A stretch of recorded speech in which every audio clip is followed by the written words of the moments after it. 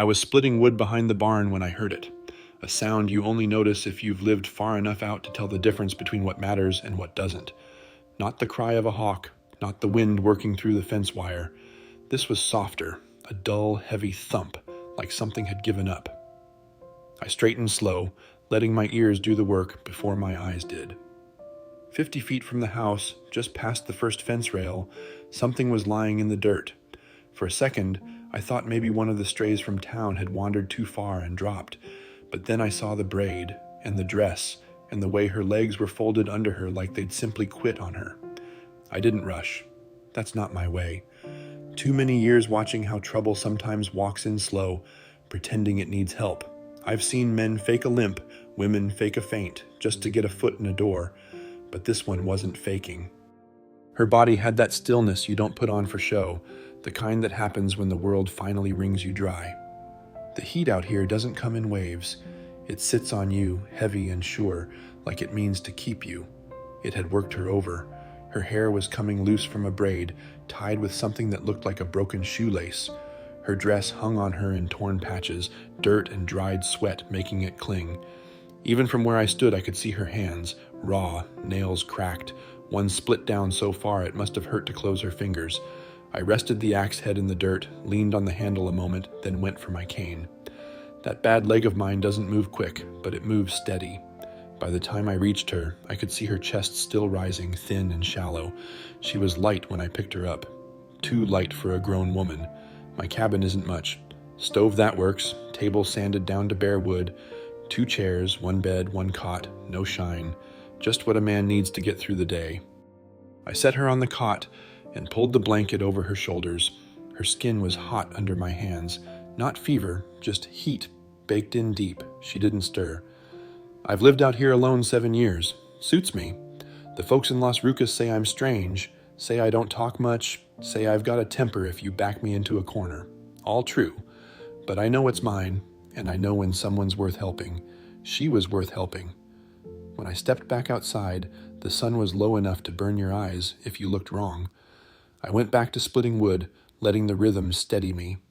I've learned not to think too hard about people until they tell you who they are. An hour passed before I heard her move inside, that sudden, sharp breath you take when you're not sure if you're supposed to be alive yet. She didn't come out, just the sound of floorboards creaking in the spare room. No door slammed, no voice calling out, which told me plenty. Folks who close doors all the way don't trust what's outside them. Folks who leave them half open aren't sure what they'll do if they have to run again. She didn't run. That night was quiet, same as always. Just the wind in the grass, the coyotes calling way off. I sat on the porch a while, pipe cooling in my hand, watching the dark settle in. My thoughts kept circling back to the way she'd dropped at the fence. No drama, no cry for help, just done. I've seen that before, and it doesn't always come back. But she had a look to her, even unconscious, like something in her had been running a long time. I wondered who or what she was running from. I wondered if they'd come looking. I didn't tell her she could stay, didn't have to. I also didn't tell her to leave. Out here, a man's silence can mean more than a promise. Morning came cool, with a pale streak of light cutting through the east window. I heard her move before I saw her. Slow steps, the faint clink of tin. Then she was on the porch, bare feet against the wood, looking like she hadn't decided whether she was still in danger. I'd already poured 2 cups of coffee, 1 for me, 1 I left out for her. She didn't thank me. I didn't expect her to. That was how it started. A woman near dead at my fence. A quiet choice to let her inside. No questions asked, not yet. Just 2 people breathing the same air, feeling each other out in the silence. If you've stuck with me this far, maybe you want to hear the rest. How she went from a stranger in the dirt to someone who could stand beside me when the trouble finally came. If you do, don't just pass on by. Go on and hit that like button, leave me a comment, and subscribe to the channel. It lets me know you're out there listening, and maybe it keeps these kinds of stories alive a little longer. Now, let me tell you what happened next. I didn't hear her stir that first night until long after the sun was down and the cabin was wrapped in that kind of quiet you can feel in your bones. She moved light, like she didn't trust the floor not to give her away, but the old boards creaked all the same. I stayed where I was, in my chair by the porch door, pipe gone cold in my hand. I wasn't watching her, not exactly, just listening. The half-open door to the spare room told me more than any words could. Folks who shut doors all the way mean to keep something out. Folks who keep them wide open are either too trusting or too tired to care. Half open means they're still measuring their chances. I'd given her the cot and a folded blanket, left a tin basin on the stool by the wall, pitcher of water beside it. Not much, but enough for someone who looked like she hadn't had enough in a long time. I didn't offer food yet. Some folks can't keep it down after they've been empty too long. I knew she'd eat when she was ready. From where I sat, I could see the faint steam from the bowl I'd set on the table. Warm water I'd boiled, not for coffee, but so she'd have something clean to wash with if she wanted. I didn't tell her what it was for. Sometimes telling ruins the gesture. She never touched it while I was in the room, but when I went to check later, it was gone, and the basin smelled faintly of soap. She never asked me my name, and I didn't ask hers. That was fine by me. Names are heavy things when you've been running. They make you easier to find. We just moved around each other in the kind of silence that doesn't pinch, just fills the air. When morning came, I left an old flannel shirt on the bench outside her door. The sleeves were frayed, one elbow patched with a square of faded denim, but it was clean and warmer than what she had. Didn't say a word about it. By noon, she came out wearing it. No, thank you. Didn't need one. Some things are better left unsaid. I kept my distance those first days. Not because I didn't trust her, but because I knew what it feels like to be stared at when you're trying to remember what it means to be safe. I saw how her shoulders curled in when I passed, how her eyes flicked to the door whenever the wind slammed it shut. It wasn't pity I felt. It was a memory I didn't care to unpack, but it sat with me just the same. By the third day, she started folding the blanket in the mornings. By the fourth, I found the basin cleaned and the pitcher refilled without me asking. By the fifth, she'd opened the window a crack, just enough to let the dry air in. I noticed these things the way you notice the slow shift of a season. Nothing loud, just there if you paid attention. We didn't share words, but we began to share space. Coffee helped with that. One morning, after she swept the porch without being told, I poured 2 cups instead of 1.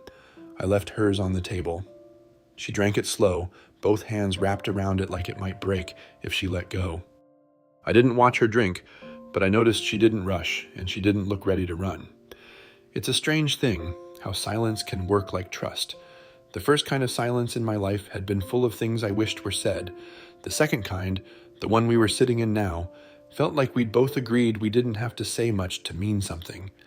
That night, after she went back to the spare room, I sat by the stove a while, listening to the crackle of the wood. I thought about asking her where she came from, who she was running from, but I knew if it needed telling, she'd tell it. I'd learned long ago that sometimes the best way to hear a person's truth is to keep your mouth shut until they're ready to put it down in front of you.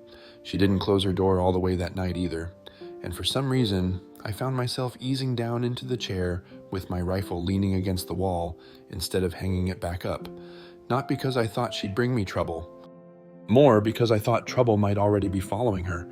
Still, there was a difference between keeping someone under your roof and keeping them inside your life. I wasn't sure yet which one this was going to be, but I'd already decided on one thing. I wasn't going to put her back out in that heat, not while she looked like she still had something worth saving. And maybe, just maybe, I needed the company more than I'd been willing to admit. You can tell a lot about a person by what they do when nobody asks them to. By the end of that first week, I'd already seen the signs. She wasn't just passing through. She'd begun moving in ways that meant she'd decided, at least for now, this was a place she could stay without looking over her shoulder every minute. It started small. She'd fold the blanket on the cot each morning, the corners sharp and even, like she'd been taught proper once and hadn't forgotten.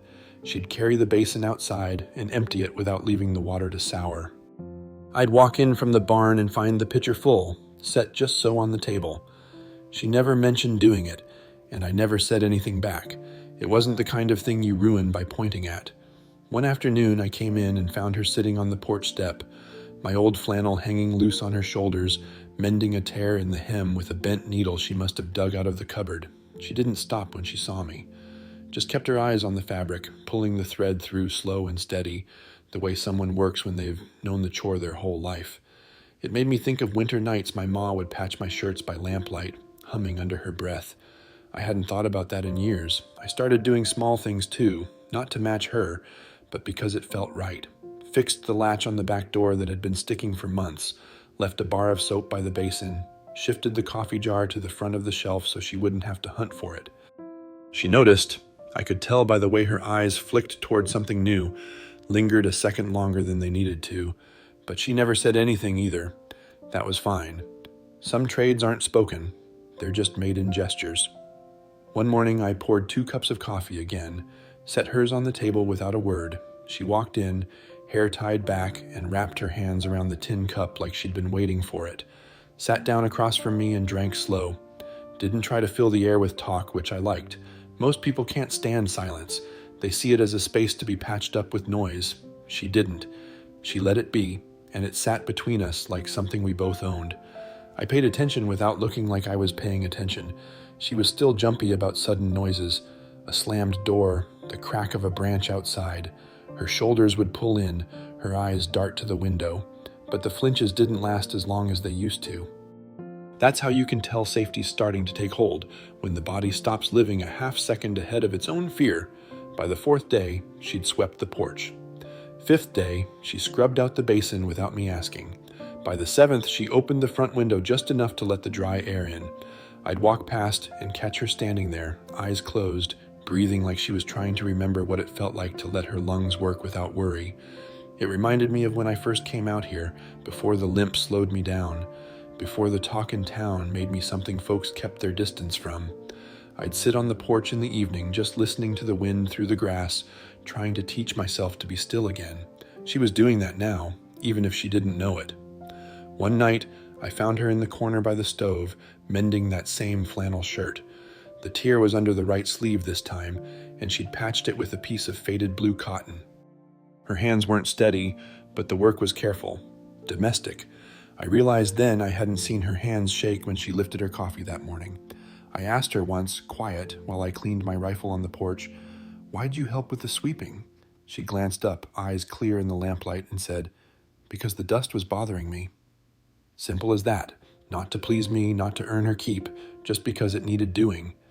And for some reason, that sat warm in my chest the rest of the night. I didn't need her to say thank you for the roof, and she didn't seem to need me to thank her for the work. We understood something about each other without drawing it out into words. That's rarer than you'd think. In the evenings, we'd both end up on the porch, her with a bit of sewing, me with my pipe. The sun would drop low over the ridge, painting the grass a color you can't name unless you've seen it. Sometimes I'd catch her watching me, not with suspicion anymore, but with that quiet curiosity people get when they're trying to piece together who you are. I didn't mind. She still hadn't told me her name, and I hadn't offered mine. That didn't feel like a hole between us. It felt like a bridge we'd get to in our own time. Until then, we'd keep passing each other in the doorway, trading small acts for small acts, letting the days settle around us like dust. It wasn't loud, this kind of living, but after years of the other kind, I was starting to remember it might be the better one. Trust doesn't show up all at once. It slips in the way dawn does, quiet, slow, so you don't notice it until it's already there. That's how it happened between us. It was in the little shifts. I'd fix something around the place, and she'd start using it without hesitation, like the back door latch. I'd been meaning to repair it for months, but the job never seemed urgent enough until she came. One morning, I saw her step through it without the hesitation she used to have, just pushed it open, came out into the yard with her basin, and didn't even glance at me like she was checking for permission. That's when I knew something had changed. I left a bar of soap by the basin one evening, didn't mention it. The next day, it was worn down, and the faint smell of clean drifted in through the open window. No words, no nod, just done. I liked that about her. She noticed things and answered them without making a show of it.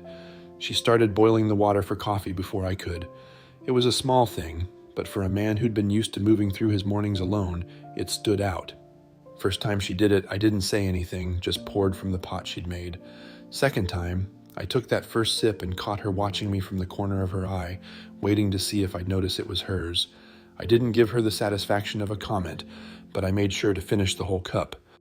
Some evenings she'd stand by the front window with her arms resting on the sill, watching the light fade. Not keeping watch like she was expecting trouble, not anymore, just looking, letting herself be still. I'd pass behind her on my way out to the porch, and she didn't flinch. That might not mean much to some folks, but I've seen people who couldn't stand anyone crossing behind them without jumping out of their skin. That kind of reflex doesn't go away unless you've decided you're safe. One night, she sat by the table mending that same flannel shirt she'd been working on since the first week. This time, she'd taken the tear under the right sleeve and patched it so neatly I almost didn't notice. I asked her, "Why keep fixing that one? Got better shirts." She didn't look up, just said, "Because it's yours." Then kept stitching. That answer stuck with me a long while. Her eyes didn't dart to the door at every sound anymore. She still noticed them, the wind catching the hinge, a coyote in the distance, but she didn't reach for the kind of stillness people use to make themselves invisible. She moved through the house like it was hers in the practical ways, sweeping, tidying the shelf, airing the blanket, but she never acted like she was trying to claim it. More like she was making it livable for both of us. There's a rhythm you can fall into with someone like that. Not the kind you plan, but the kind that builds itself without either person realizing. She'd be on the porch, brushing the dust from the steps, and I'd be by the corral, checking the rails. She'd hang the wash out to dry, and I'd mend the fence near the gate. We didn't have to say we were splitting the work, we just did. It made me think about how long it had been since I'd let someone settle in close, without feeling the need to guard my every word, my every move. 7 years is a long time to go without company that feels right. Out here, I've had visitors, men from town, traders passing through, but they always leave, and I never minded. With her, the idea of her leaving sat heavier than I expected. One evening, while I was sitting outside cleaning the rifle, she stepped out with 2 mugs of coffee, set one down beside me, and sat without asking if I minded. We drank in silence, watching the sun drop behind the ridge. After a long while, she said, "I'm not running right now." It wasn't a promise, not even a statement of trust, but to me, it was the first thing she'd said that let me know she might not be thinking about the door anymore. I didn't tell her, but that night I slept without the rifle leaning against the wall beside the bed. Not because I thought we were safe from whatever she'd been running from, but because I'd decided we could meet it together if it came. That's the thing about trust. It doesn't have to be loud. It just has to be there when you reach for it. It was a cold morning when she asked me about town, the kind of cold that makes your joints ache before you're even out of bed. She was standing by the table, folding the dishcloth she'd just wrung out when she said, "Is there a store in town?" I looked up from the coat I was mending, took a second to read her face. Not suspicion, just thought. "Nearest is Los Rucas, 20 miles, I told her. She nodded once, like she'd already decided something, then said, "I need thread, maybe some proper shoes." I set the coat aside and stood, slow, because the bad leg doesn't take kindly to cold mornings. "You'll take the mule," I said. She frowned a little. "I can walk." "You'll take the mule," I repeated. Not a command, not a dare, just the way it was going to be. She didn't argue. Before she went out, I dug into the top drawer of my desk, pulled out a few coins, and slipped them into the coat pocket without saying anything. I've never liked the look people get when you hand them money, the way it can feel like a debt before they even spend it. Better for her to just find it when she needed it. I watched her ride out from the porch, the mule plodding steady down the trail. She sat straight in the saddle, not tense, but not loose either. The posture of someone who hasn't ridden much, but is willing to learn quick if she has to. I didn't like the thought of her being in Los Rucas without me, but I liked even less the idea of telling her she couldn't go. While she was gone, I worked the corral fence, fixing a rail that had been leaning since spring. Every so often, my eyes would drift toward the trail. I've lived alone long enough to know that you can't stand out there waiting for someone to come back without looking like you've forgotten how to be alone. Still, I caught myself listening for the sound of hooves long before I could see her. When she finally rode in, I knew something was off before she even slid down from the mule. She handed me a small comb, said, "For the dog, once you get one," and her voice had that careful tone people use when they're trying to keep a memory from showing in their eyes. I didn't ask right then, just took the comb, turned it in my hand, and gave her a nod. It was over stew that night that she told me. We'd both been quiet, the fire snapping in the stove the only sound. Then she said, "There was a man in town, scar under his eye, said he remembered me from Los Rucas." I didn't move my hands from where they were resting on the table, but I felt my jaw tighten. "What did he want?" I asked. She didn't meet my eyes. "Nothing right then. Just talked like he knew me. But his smile." She let the rest hang there. I've known men like that, men who speak soft but leave their meaning sharp enough to cut, men who don't show up alone if they think there's a payday in it. I didn't tell her everything I was thinking. No sense in putting weight on her she was already carrying. I just said, "If you see him again, you tell me." She nodded once. Later that night, I sat by the fire after she'd gone to her room, turning the comb over in my fingers. I thought about that scar, about the way those kinds of men operate, slow when they can be, fast when they have to. The coins I'd put in her pocket were still a good trade for the supplies she brought back, but now I was wondering if I'd sent her into the wrong kind of attention. I checked the shotgun before bed, not because I expected trouble that night, but because I knew trouble doesn't always knock before it steps through the door. She didn't say much the next morning, but she didn't look rattled either, just moved through her work like always, sweeping, washing, setting things in order. But I could see it in the way her shoulders stayed a little higher, the way her eyes held to the window longer than usual. She was keeping the memory of that man close, same as I was, and in the back of my mind, I'd already decided, if he came out here, we wouldn't be sending him away with polite words. It was the day after she came back from Los Rucas when she told me the name. We were standing outside by the shed, me stacking feed sacks, her hanging laundry on the line. The wind was low, carrying that dry smell of dust that clings to the back of your throat. She didn't turn to look at me when she said it. "The man with the scar, his name's Decker. I know him." I stopped with the sack halfway up and set it down slow. "What kind of knowing?" I asked. She pinched the shirt in her fingers, smoothed the fabric before answering. "He was one of the men at the estate, one of the ones who watched." I didn't need her to explain more than that. I've seen the way certain men look at women, like they're weighing them, figuring how much they'd fetch, not how much they're worth as people. I knew what kind of trouble Decker was. I didn't say much right then, just gave a short nod and went inside. 15 minutes later, I came back out with the shotgun and leaned it against the wall beside the door. Not hidden, not out of reach, just there. She glanced at it once and then at me. "You expecting him?" she asked. "No," I said, "but I'm not going to be caught without." That night I told her, "You sleep inside from now on with the door locked." She gave me a small, almost confused look. "I've always slept inside." I shook my head. "I mean with the door locked. No exceptions." She studied me a second, then nodded. Truth was, I didn't think Decker would ride out here alone. Men like that don't take chances when they've got something in mind. And if he thought she was worth the trouble, he wouldn't just let her slip away a second time. I've been around enough hard men to know persistence is one of the meanest tools they've got. That night, I didn't sleep much. Sat in the chair near the front window with the rifle across my lap. The moon laid a silver stripe across the dirt outside, and every small sound seemed louder in that stillness. The call of an owl, the creak of the windmill, coyotes yipping far off. She lay in her room with the door open a crack, the lamplight spilling just enough to show the shape of her on the cot. I knew she wasn't sleeping easy either. Every so often, she'd shift, roll over, adjust the blanket. I kept my eyes on the tree line, listening more than looking. I've learned over the years that trouble announces itself if you're patient enough to hear it. That night, it didn't. But by morning, I felt something in the air. The wind had changed, came low and steady, carrying the scent of horses, faint but there. I stepped out onto the porch before the sun was fully up. My jaw was tight, arms folded across my chest. I kept scanning the field the way a man scans a poker hand, looking for what's missing as much as what's there. When she came into the room with her hair tied back, she must have read something in my face, because she set her cup down and asked, "Something wrong?" I didn't answer right away, just kept my eyes on the horizon.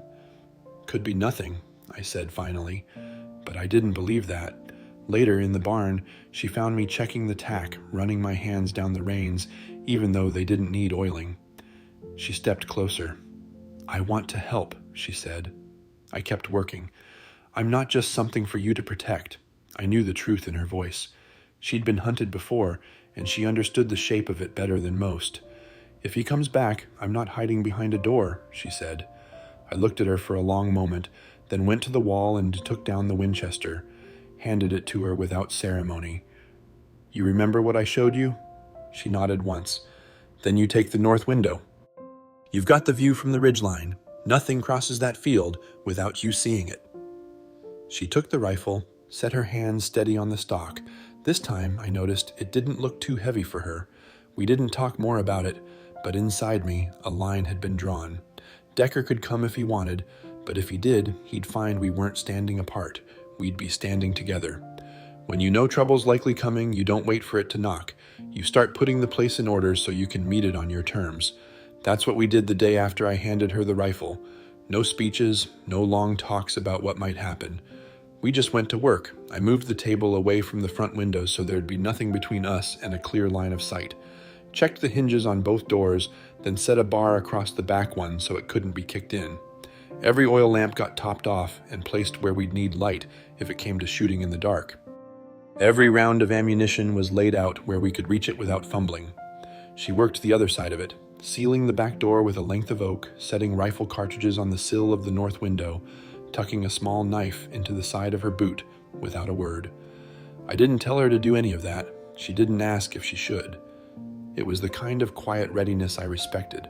What struck me most was how calm it all felt. No panicked breathing, no rushed hands, just a rhythm like fixing the roof before a storm. We didn't need to tell each other where to stand or what to check. We moved around the cabin like we'd been sharing the work for years. When the light started to fade, I went out to the porch. The ridge in the distance was just a black line against the sky, the kind of edge you keep an eye on when you know riders might come from that direction. She stepped out a minute later, the rifle resting easy in her arms, her hair pulled back tight. We didn't talk at first, just watched the horizon together. "He might not come tonight," I said. "He might," she answered, and then, after a pause, "Now we're ready." I looked at her out of the corner of my eye. She wasn't afraid, not the way she'd been when she first came. Her shoulders weren't curled in, her eyes weren't darting for the quickest way out. She was standing there steady, same as me, like she'd decided she wasn't just waiting to be defended. We sat out there until the last light went, then moved inside. She didn't argue when I told her I'd take first watch. I settled into the chair by the front window, rifle across my lap, eyes on the yard. She took the north window, sitting so still I almost forgot she was there. Every now and then, the faint creak of her chair would remind me. The wind picked up that night, dragging across the grass in low, steady pulls. The cabin held the warmth from the fire, but the air outside felt like it was searching for weaknesses. I've been through enough nights like that to know the danger isn't always in the noise. Sometimes it's in how long the quiet lasts between it. Hours passed. The moon shifted its light from one side of the yard to the other. My mind stayed on the same track. Not fear, not nerves, just the kind of focus that keeps you from missing the small signs. If a horse stamped a hoof out there in the dark, I wanted to hear it before I saw it. At some point, I realized she hadn't moved much in hours. "You good?" I asked quietly. "I'm fine," she said, eyes still on the ridge. Her voice had that evenness to it, not brave for show, but steady from somewhere deep down. When dawn came, it didn't bring birdsong, just more wind, the kind of morning where the light's gray and flat, and you can't tell if it's going to storm or just stay that way all day. We both knew that meant it could be the day. She brought me a cup of coffee without being asked. I took it, warm and strong in my hands, and didn't say anything. She knew that was my way of telling her we were in this together now. I'd stood alone through a lot in my life, but standing with her there, rifles ready, house set, felt different, safer, not because there were two of us, but because I knew neither of us was planning to run. They came just past noon. I spotted them first, 2 riders on the ridge, their shapes dark against the pale sky. My gut told me before my eyes confirmed it. Decker. Hat low, same easy way of sitting a saddle like he owned the ground under it. The man beside him I didn't know, but he had his hand too close to his holster for it to be friendly. Behind them trailed 2 pack animals, which told me they weren't here for a quick visit. I stepped out onto the porch and stood there, shotgun resting in my hands. I didn't raise it, but I didn't lean it aside either. The air was still enough I could hear the creak of their saddles as they crossed the fence line without slowing. Eleanor came up beside me, rifle in her arms, her hair pulled back, eyes fixed on them. I didn't tell her to go inside. We'd already made that choice days ago. Whatever was coming, we'd meet it together. Decker dismounted first, slow and casual, the way men do when they want you to think they're not here to cause trouble. "You make coffee?" he called, smirking. "Smells like it." I didn't answer. I let the silence speak for me. Eleanor stepped down off the porch, just enough to make her presence clear. "You came for something," she said. He turned toward her, smile still on, but thinner now. "Came to offer terms. Not everyone gets that luxury, ma'am, especially not runaways who belong to powerful men." "You think I belong to someone?" she asked. "I think you were claimed, marked, and I think you left without paying what was owed." "She don't owe a damn thing," I said, my voice low, even. Decker shifted his gaze to me, eyes narrowing a touch. "You think keeping her means anything? You think you can outlast the kind of people I ride with? You're out here with one leg and no name. She's worth more than this patch of dirt you rot on." Eleanor stepped forward again, closer than was safe. "If I was worth anything to you, you would have come alone and unarmed." That hit him. I saw it in the way his eyes flicked just for a second. I took a step forward too, closing the space between us. "You turn around or you leave in pieces," I told him. "No heat in it, no threat for show, just fact." The man on the horse finally spoke. "He's serious." Decker exhaled, almost annoyed. "I should burn this whole damn place down." But he didn't move, didn't call my bluff, because he knew it wasn't one. Then Eleanor did something I didn't expect. She took one more step toward him, rifle steady in her hands, and said, "Try." That was it. The air between us went sharp. Decker looked at her, then at me, and he knew. We weren't bluffing, and we weren't breaking. He spat in the dirt, turned, and mounted. "I'll be back," he said. "Next time, I might not come alone." The other man didn't wait for him. He pulled his reins and turned toward the ridge, and together they rode off at the same slow pace they'd come in, like they still wanted the last word. I didn't lower the shotgun until they'd crossed the fence line. Eleanor's shoulders dropped then, but she didn't sag. She stood still, watching the dust settle. After a moment, she turned to me. "You could have gotten killed. So could you. But we didn't." "No," I said. "We didn't." There wasn't anything more to say, so I stepped forward, opened the door, and let her walk in ahead of me. And for the first time since she came, she didn't move like she thought she was trespassing. Inside, I set the shotgun by the wall, but not far from reach. I knew Decker meant what he said. If he came back, he'd bring more men, and next time it wouldn't be words across the yard. But I also knew this. Whatever came, we'd stand the same way we had today, shoulder to shoulder. And I'll tell you something I didn't tell her. That mattered more to me than whether we won or lost. The day after the standoff passed quiet. Not the kind of quiet that presses on your chest and makes you wait for something to happen. This was different, the real kind. No dust clouds on the horizon, no hoofbeats hiding in the wind. Just the steady creak of the windmill and the clink of her coffee cup against the table. We didn't talk about Decker. There wasn't anything left worth saying. He was gone for now, and we'd face him if he came back. What stuck with me more than his words was the way she'd stood there yesterday, rifle in her hands, telling him to try.